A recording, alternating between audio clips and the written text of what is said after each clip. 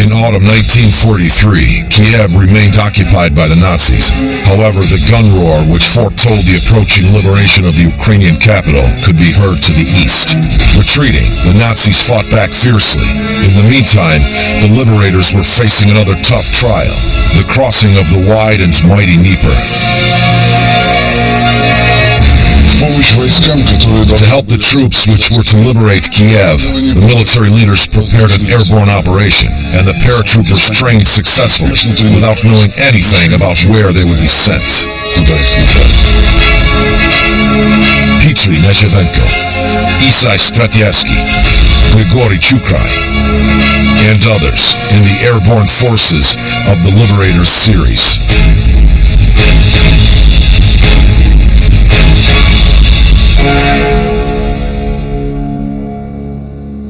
In late July 1930, the senior officers of the Air Force of Moscow Defense Command gathered to observe pilots Minov and Moshkovsky parachute from an aeroplane at an aerodrome near Voronezh.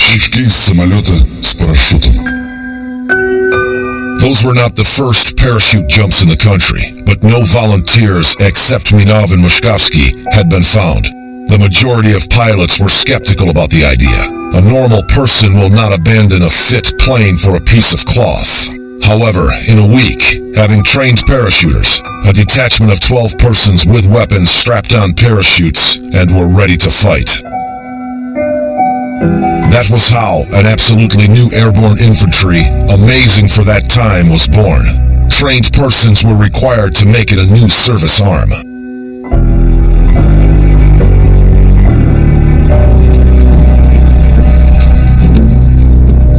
Hardly had 6 months passed when the young communist leader Komsomol took the air fleet of our country under patronage. Parachuting became a mass sport, a favorite pastime of the young. 20-meter towers popped up in urban parks. A parachute with a counterbalance ensuring a smooth landing even from that insignificant height was attached to them. Anyone could jump with such a parachute. An adult's ticket cost 10 to 15 kopecks. School children jumped free of charge. Simultaneously, flying clubs and parachute hobby groups began to appear. The young who dreamt about aviation at this period made for them. Admittance to flying clubs was limited, while it was easier to get into a parachute hobby club. The Soviet Union became the home country of the airborne forces. The first paraborne detachment in the world's history was created by the Leningrad Defense Department. As early as in 1931, it was a military element of 480 parachuters, with 18 aircraft ready to fight. Isai Stratyevsky recollects, "Select people, the pride of the nation, strong and competent men, patriots of the Soviet motherland, were gathered in the brigade." 2 years later, 4 special airborne brigades were organized. In 1935, when the advanced armies of the globe were making their modest attempts to include parachuters into the armed forces, the Soviet Union involved a landing force of 1,200 soldiers during maneuvers near Kiev. The foreign military attachés invited to the maneuvers were startled. German Colonel Kurt Student was particularly serious about what he saw. His report resulted in the 1st Parachuter Regiment under General Göring in Germany.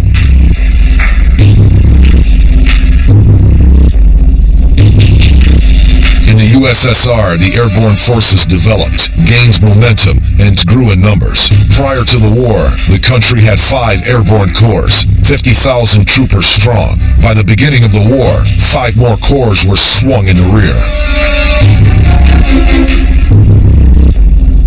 However, the defeats of the first months of the war and loss of a great number of aircraft made the military leaders use the troopers as regular infantry and not in the enemy's rear. The 2 times hero of the Soviet Union, Lieutenant General Alexander Rodimtsev, the commanding officer of an airborne brigade in 1941, recollected the words of Chief of Staff of the Southwestern Front, General Perkayev. "In the situation like the one we're facing now, Comrade Rodimtsev, it is quite easy to get into the enemy's rear without any jumps. Some of our units and even the whole forces have already been enveloped, and you're going to jump. In late July 1941, when the German troops battled through to Kiev and occupied the aerodrome at the settlement of Giuliani, Commander-in-Chief of the Southwestern Front, General Kirponos, committed the 3rd Airborne Corps to action. The 6th Airborne Brigade under the command of Colonel Viktor Zholudev entered the battle first. On August 6th, the brigade attacked the Nazis' positions. As a result of a desperate attack which turned into a hand-to-hand combat, the aerodrome and the settlement were liberated. The following day, Colonel Ivan Zatovatkin's 212th Airborne Brigade and Colonel Alexander Ratimtsev's 5th Brigade entered the battle near Kiev. On August 8th, the Nazis attempted to assault the aerodrome. The troopers defeated at least 10 attacks of the enemy, going hand-to-hand on numerous occasions. On August 9th, the battle became even fiercer. In the morning, the positions of the Soviet troopers were hit by intense artillery fire and bombings from the air.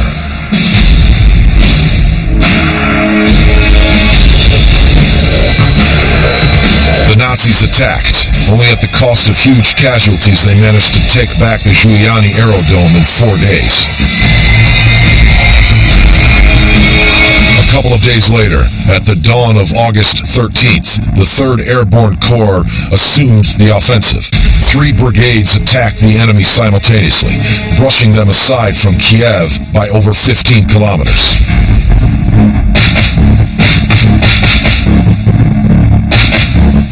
Without the support of heavy firepower equipment, the whole service arm was under the threat of loss. Having understood that, the Soviet military leaders removed all the airborne units from the front to the reserve of the general headquarters by August 1941. In the beginning of 1942, the Vyazma landing operation, the longest one of its kind, was carried out. From January 27th through February 2nd, around 2,000 persons landed in the Nazis' rear in the area of Vyazma. The following raid of 7,000 persons took place on the night of February 23rd.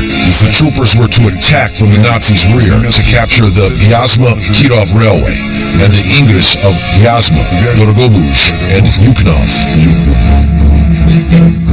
At least 5 infantry regiments of the enemy, having entrenched positions and artillery and air support, countervailed them. Carrying out the task that had been set before them, the Soviet troopers advanced by 20 to 22 kilometers in some directions. The main forces of the Soviet troops were to advance toward the troopers from the front line, but they did not manage to press the advance, and the troopers in the enemy's rear had to take on the defense. 3,000 troopers remaining alive fought from March through the end of April. In May, they began to battle through their troops, but they managed to do that by June 28th only.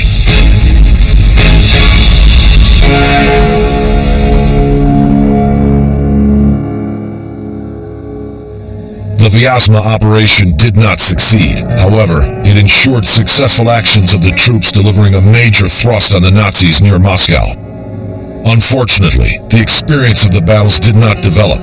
Due to significant losses of aircraft in the first year of the war and other difficulties in ensuring landing operations, 10 airborne corps were transformed into Guards rifle divisions.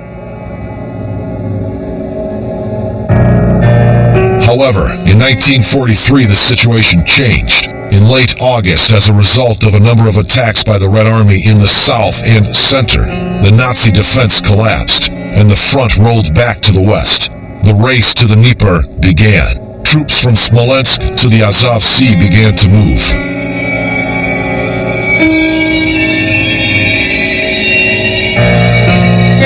The Red Army advanced with incredible tempo by the infantry standards. Thus, the troops of the steppe front covered 9 kilometers a day on average.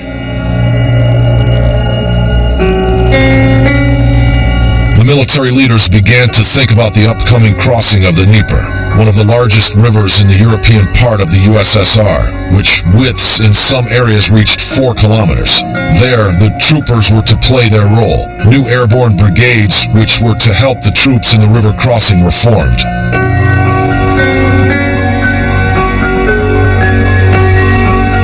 The retreating enemy did everything possible to slow down the advance of the Soviet troops. At every city, town, village, high point, a small Nazi garrison was left. Retreating, the Nazis left burnt land to the Liberators. All the infrastructure facilities, water towers, railways, and bridges were destroyed.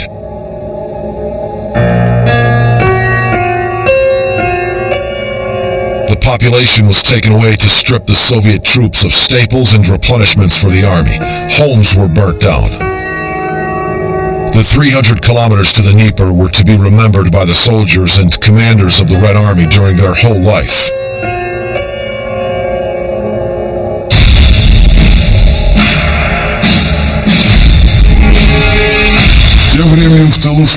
Meanwhile, airborne brigades were formed in the rear. The training of a trooper began with parachuting.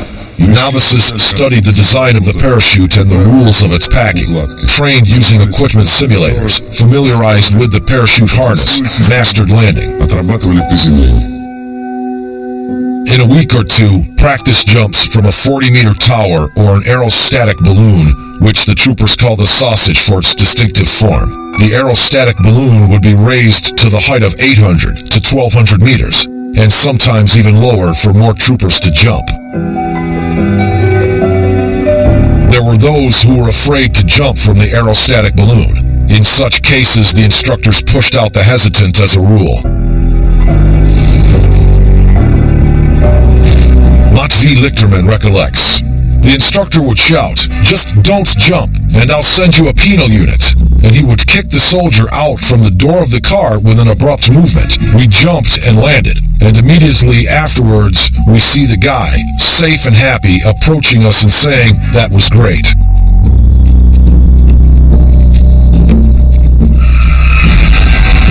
Upon mastering the jumps from an aerostatic balloon, troopers began to master jumps from L-12 or TB-3 aircraft. They jumped day and night and without weapons.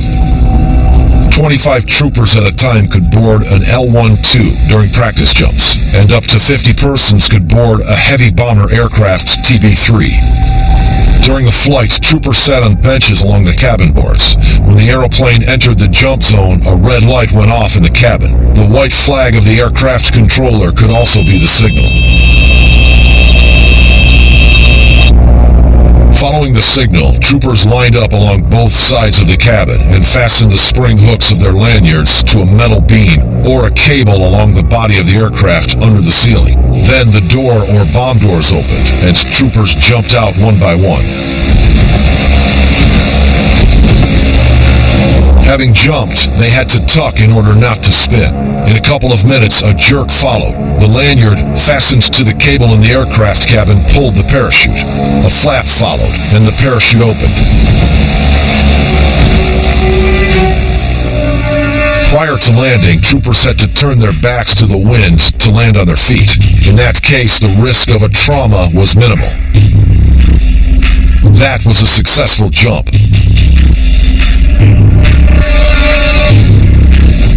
But sometimes it was different. The shroud lines could tangle, and sometimes it would not open at all. In that case, there was always a reserve parachute for practice jumps. But if the main parachute did not open completely for some reason, for example, because of tangled shroud lines, there was a risk that the reserve parachute would tangle with it and the parachuter would die. It was luck if the height permitted and there was time to cut the shroud line of the main parachute.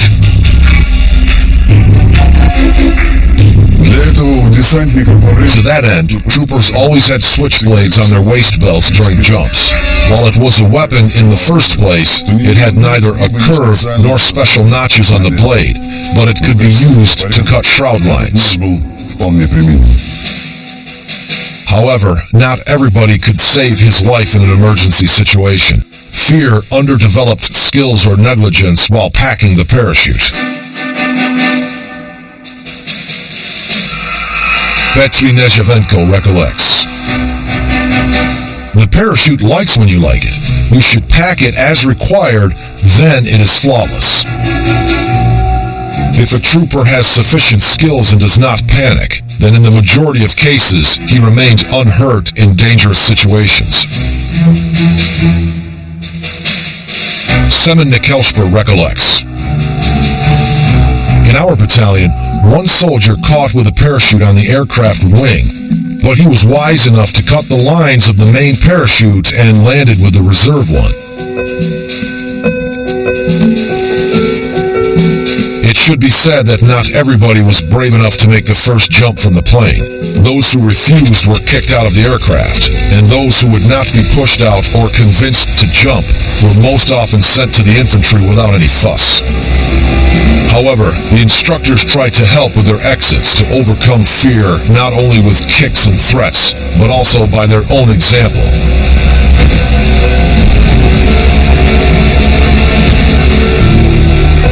Matvey Lichterman recollects. The instructors were extremely professional. To make us forget our fear, they constantly demonstrated some complicated, almost acrobatic jumps. Eventually, women doctors from the Brigade Medical Battalion would board the plane beside the would-be troopers and jump with bouquets of flowers in their hands, giving us a lead. You know the men's psychology. How come a woman jumps? What about me? Am I not fit?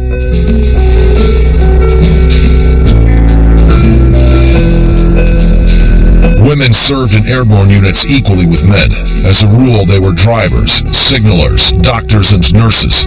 But at the same time, each of them learned to jump with a parachute, shoot, and learned hand-to-hand combat fighting.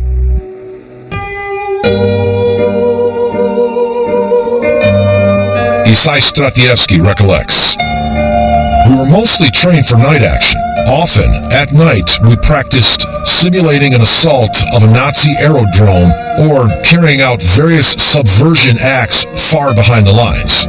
We had intensified training in hand-to-hand and bayonet fighting. The majority of troopers were trained as signalers.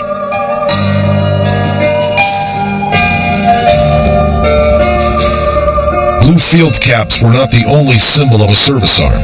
The moral and psychological aim of troopers was just one, to complete the mission even at the cost of their own lives. Semen Nikelsper recollects. We were trained psychologically very well. Basically, any landing in the Nazi rear was inevitably associated with a heroic death in our perception, and we were proud and flaunted our readiness to sacrifice life for our country.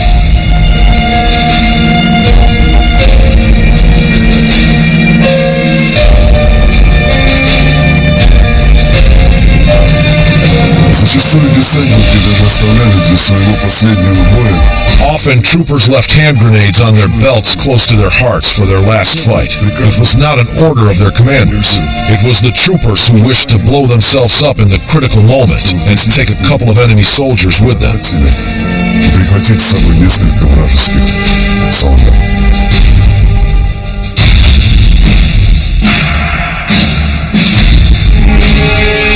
Основным штатным оружием рядового десантника. A carbine was the main standard weapon of the regular trooper. Officers were often armed with a PPS machine gun designed by Sudayev, especially for use by troopers, scouts, and when compact weapons were required. However, the PPS H-41 machine gun, which became one of the symbols of the Red Army, was considered to be more efficient for use in the enemy rear during a close-in fight. The Shpagin machine gun pistol, PPS H-41, was a simple and reliable gun. Its production became possible without using highly qualified labor force and expensive equipment, which was most important in the initial period of the war. The PPS-H fired with handgun cartridges of 7.62mm caliber. When firing, there was actually no recoil, and it was precise at the distances of 150 to 200 meters. Insignificant sight distance was compensated with the high rate of fire, and a large cartridge drum, owing to which the PPS-H-41 was a perfect weapon for close-in fight. The Soviet soldiers felt the advantage of their weapons over the enemies. Valentin Svetkov recollects. I used to fire a German machine gun, but it cannot be compared to our PPS-H. The PPS-H had 71 cartridges in the round drum, and the German one had 32. It is almost 1.5 times as few. The disc drum of the gun was difficult to produce, and filling it with cartridges took too much time. Due to this reason, during the second year of the war, the PPSHs were supplied with 35 cartridge sector drums. The only obvious drawback of the PPSH was its weight, which was too heavy for the weapons of this kind, over 5 kilos with the disc drum. However, it was only critical for the scouts, who needed the lightest weapons to move quickly and without any noise. As a result, our scouts often used the German machine gun.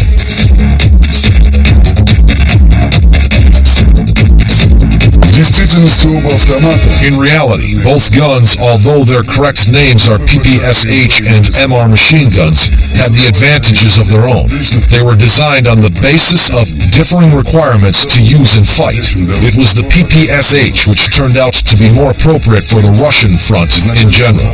While designing the MR, the Germans staked on a compact weapon for parachuters and tankers.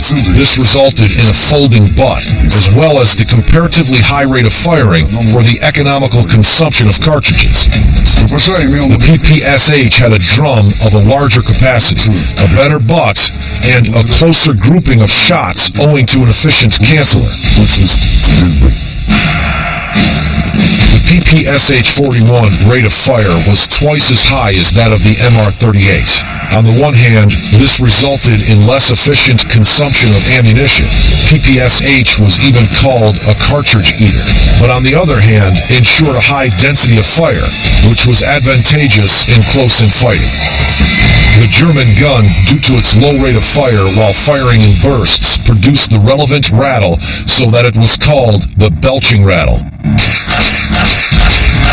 At the same time, the low rate of fire appeared to be critical in the conditions of the Eastern Front. If dirt got inside the MR-40, the automatic devices refused to work. Moreover, the gun parts, matched with German precision, made it not really usable in the severe Russian frosts. The actual sight distance of the MR-38 MR-40 was shorter than that of the PPSH and did not exceed 100 to 150 meters. The major part was played by the use of the 7.62 cartridge, unlike the 9mm cartridge used in the German gun. The lower weight of the bullet meant its higher speed, flatter trajectory, less time to fly to the aim, and, respectively, higher probability of hitting. However, the fact that the German bullet was heavier also offered certain advantages. Its stop impulse was stronger, which partially nullified the advantages of the PPSH rate of fire. The Nazi troops, as well as ours, used the enemy's captured guns willingly. In the Wehrmacht, the captured PPSH were often remodeled for the German cartridges and drums of the MR-40. However, the Waffen-SS, the elite of the Nazi troops, preferred the PPSHs in the initial variant with the disc drum. It's not surprising that regular Soviet soldiers who were not involved in reconnaissance operations quite often preferred their guns and complained about the PPSH weight only during long unmounted marches.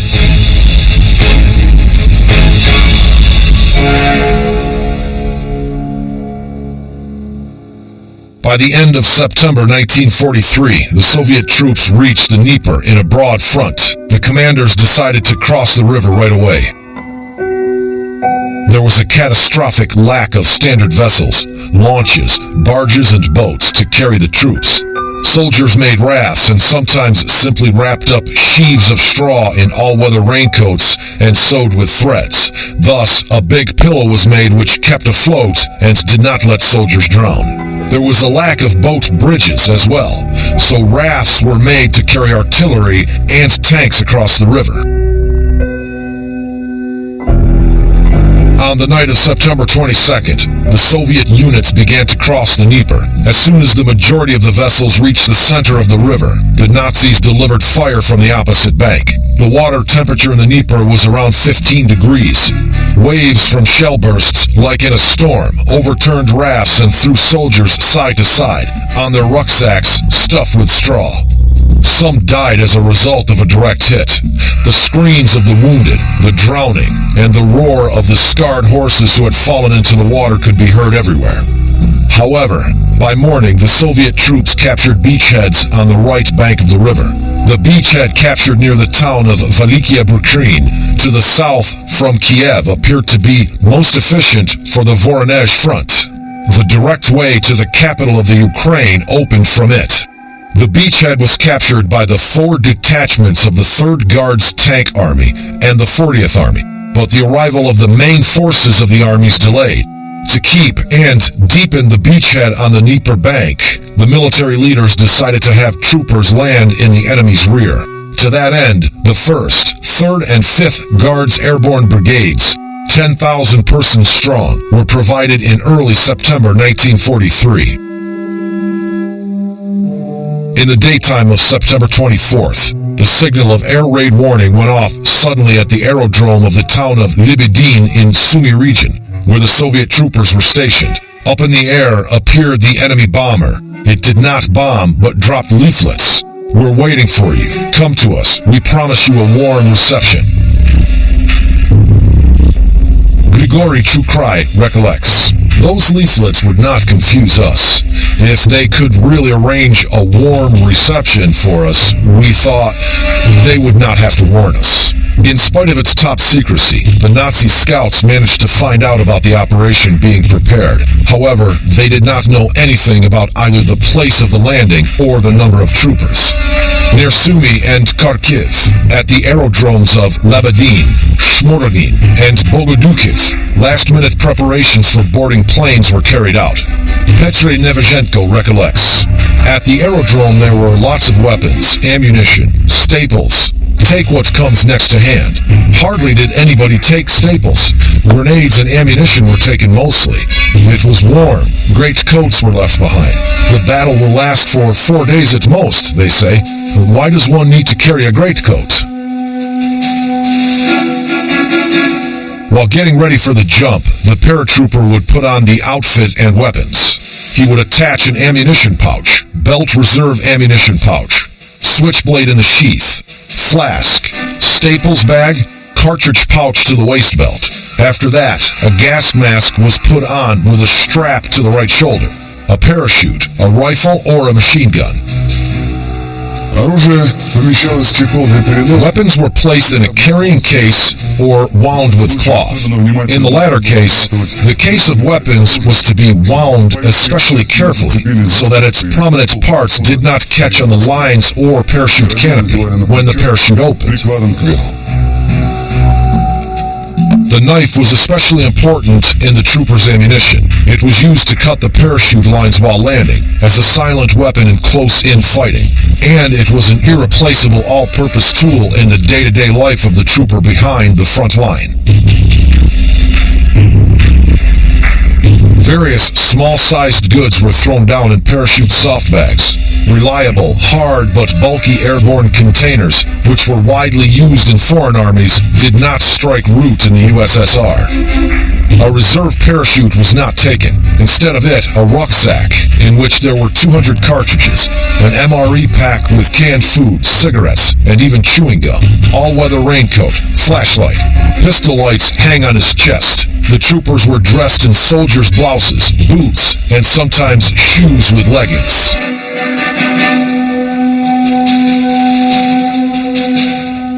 The commanders and battalions and companies found out about the objectives and missions of their units as late as an hour and a half prior to boarding the plane. The reason for that was ensuring the top secrecy of troopers landing.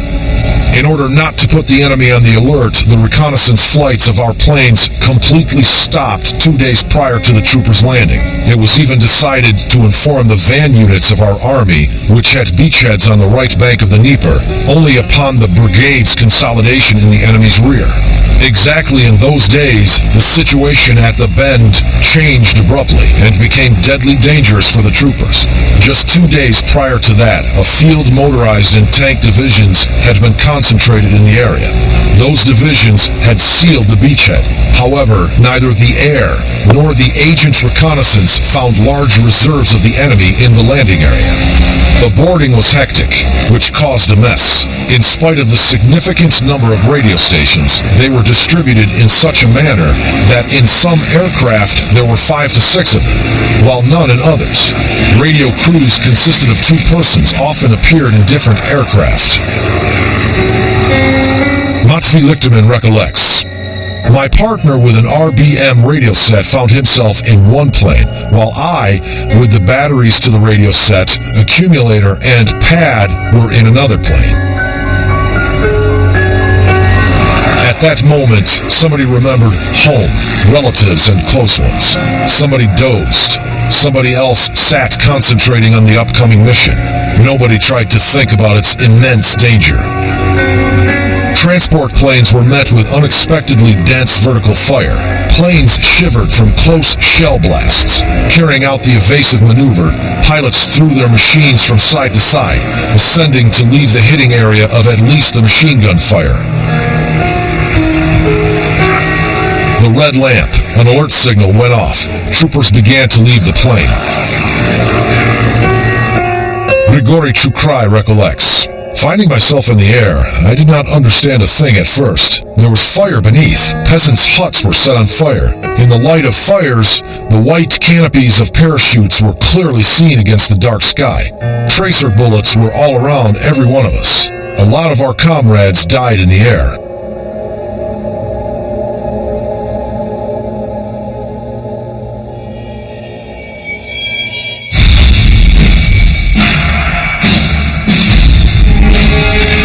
Under the enemy's fire, a lot of pilots had to drop troopers not where it had initially been planned. Besides, instead of previously agreed height of around 500 meters, the pilots dropped the troopers at the height of 1 to 2,000 meters.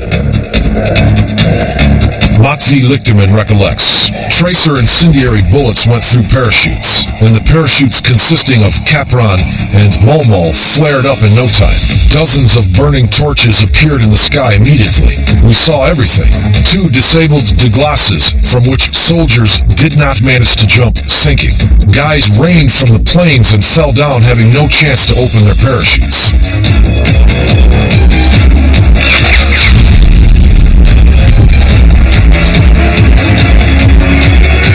It must be said that those who were lucky enough to reach the ground landed far from each other due to the significant dropping height. Petr Nezhevenko recollects, "All the brigade had to land within the 7 to 10 kilometer radius, and the pilots dropped it in the radius of 100 kilometers, from Rzhishkiv to Cherkasy. Those who landed successfully tried to find their comrades as quickly as possible. The digit password of 25 was the signal. If one trooper shouts 15, the answer would be 10. The places of the troopers' gathering were not agreed upon in advance. The commanders had to mark them immediately upon landing with pistol lights. The Nazis guessed that and probably had the relevant reconnaissance data. They deceived the troopers by launching pistol lights from all the sides.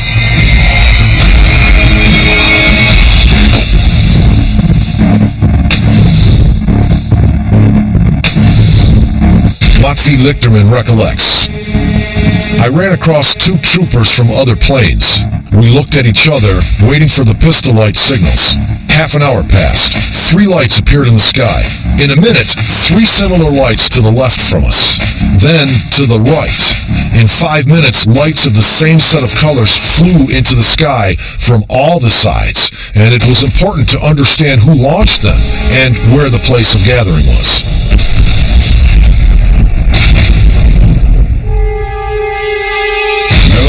Transport planes returned to the aerodromes for the second wave of troopers. It turned out that the number of fuel trucks was not calculated properly, and the planes took off not together, but when they were ready. During the night, 298 flying missions were carried out instead of 500 planned, and 4,575 persons and 660 containers with ammunition were dropped.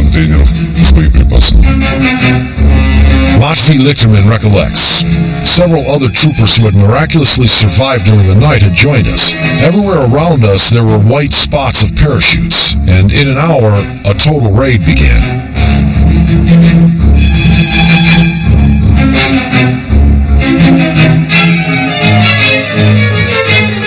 In the morning, the the area was combed out by the Nazi units. Using trained dogs, they looked for the wounded and surviving troopers.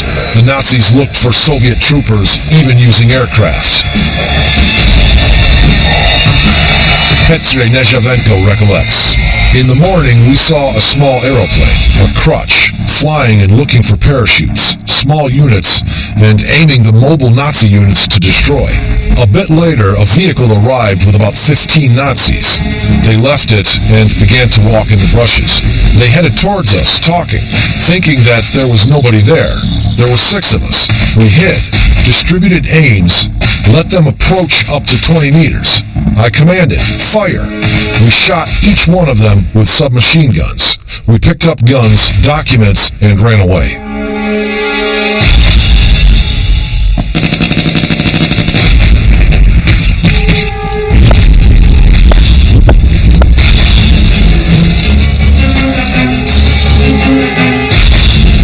The commanders had no information about the troopers' fate. Due to the incorrect distribution of communication means and radio operators by plane, by the morning of September 25th, there was no communication with the troopers dropped. It became clear that the Dnieper airborne operation was a complete failure. The troopers would not be able to complete their principal mission, to capture the military line to the west and northwest of Veliki Bukrin, and not to allow the enemy to the beachheads occupied by the Soviet troops at the Bukrin curve of the Dnieper. Because of this situation, it was decided to stop the operation. The surviving troopers, without communication, remained face-to-face with the enemy.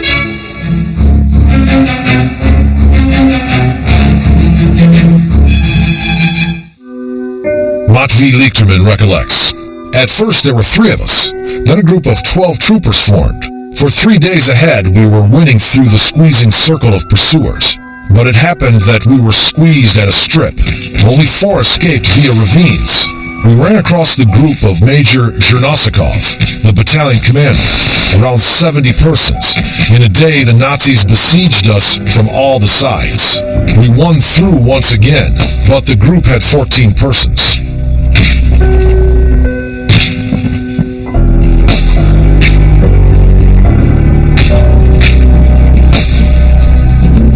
None of the dispersed airborne groups managed to establish communication with the front headquarters. On the night of September 28th, 3 groups of troopers with radio sets were dropped, but their fate remained unknown. Most probably, they died.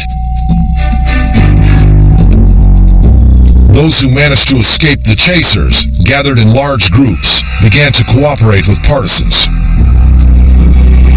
Grigory Chukrai recollects. We arrested a man in the policeman's uniform. He said that he was a partisan from Ilya Morozenko's group. A meeting with an unknown person in the enemy's territory is an event requiring extreme caution from the commander. I was lucky. If I had been mistaken, I would not be telling this now. I trusted Vasil. We found out from him that the villages nearest to us were Glinicha, Pushenicheniki, and Buchak. He told us as well that Lieutenant Zadelnik's group was in the forest not far from us. We merged with that group and began to act jointly.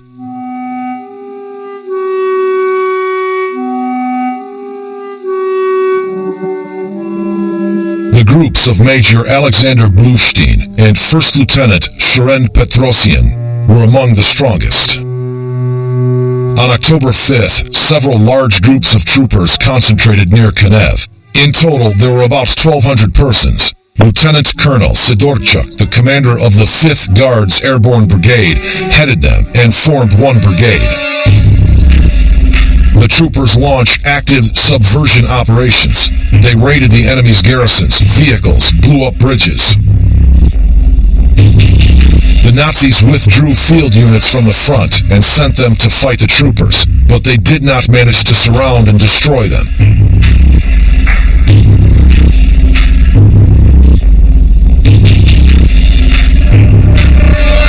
Хотя наступление Although the offensive of the Soviet troops from the Bukrin beachhead was unsuccessful, significant forces of the Wehrmacht diverted there. As a result, the Red Army had a chance to secretly move the 3rd Guards Tank Army to the north of Kiev and to inflict a severe blow from the Liberators beachhead.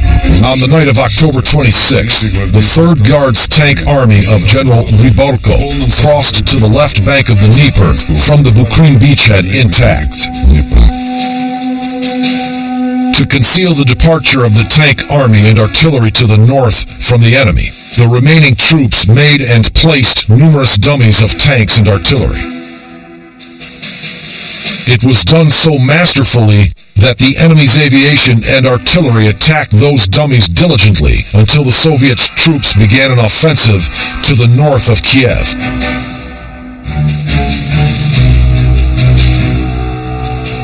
Having arrived at the left bank, the tankers marched secretly and quietly to the distance of around 200 kilometers. The tanks went at full drive with their lights off. In the night silence, the roar of the column engines was so deafening that it seemed that the enemy would inevitably learn about the maneuver. But that did not happen. Soon, the 3rd Guards Tank Army crossed the Desna and the Dnieper again to the beachhead near the town of Liberators, to the north of Kiev. The offensive from the Liberators beachhead began on November 3rd. Before dawn, General Rybalko's tanks attacked with their lights on and buzzers howling. With that strong psychological attack, the enemy retreated.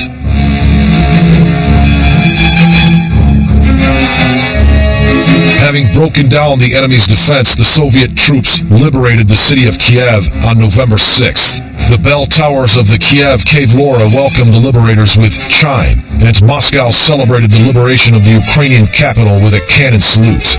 Only in 8 days, the soldiers of the 5th Airborne Brigade joined the troops which had crossed the Dnieper.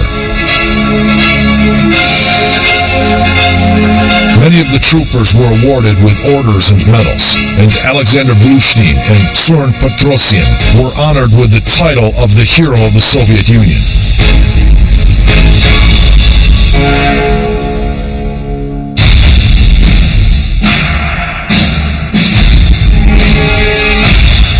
Yuri Kordyakin recollects. In general, I had bad luck with awards. In 1945, I saved my platoon commander who was drowning while crossing the river. An award used to be given for saving a commander, but I never received it. Of course, I have the Red Star Order, the Gallantry Medal, but awards are not many. To tell the truth, a soldier was not meant to receive many. The Red Star Order was instituted in 1930. The military men and law enforcement officers, as well as military units, military ships, enterprises, and organizations were awarded with it. It was awarded for great services in the defense of the USSR during the war and the peacetime, for ensuring state security. The first-rank Army commander, later Marshal of the Soviet Union, Vasily Konstantinovich Blyuker, became the first holder of the Red Star Order. The decoration for the operation of repelling the Chinese aggression at the Chinese Eastern Railway carried out successfully a year before took place in May 1930. During the Great Patriotic War, over 2,860,000 persons were awarded the Red Star Order. 6 Red Star Orders decorated to the chest of Lieutenant Colonel Vasily Vasilievich Silentiev. Having distinguished himself during the Orlov operation, the lieutenant received his first order in August 1943. He saved a wounded tanker from a knocked-out T-34, and later brought a T-4 German tank to the disposition of the Soviet troops. Silentiev received the 4th Star in May 1945. Upon the war, the authority of the order decreased a bit because it was awarded to the military for length of service. The cancellation of the resolution in 1958 raised the prestige of the award anew. The last decoration with the order took place on 19 December 1991.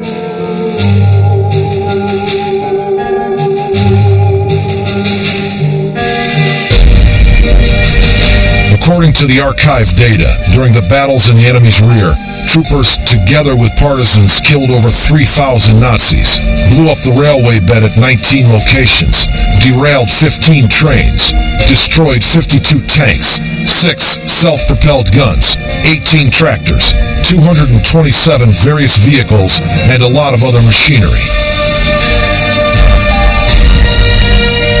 The troops approached the border of the USSR. Troopers went forward as well. Although they had to fight as regular infantry in most cases, they did not take off the blue caps, remaining the airborne guards of their motherland.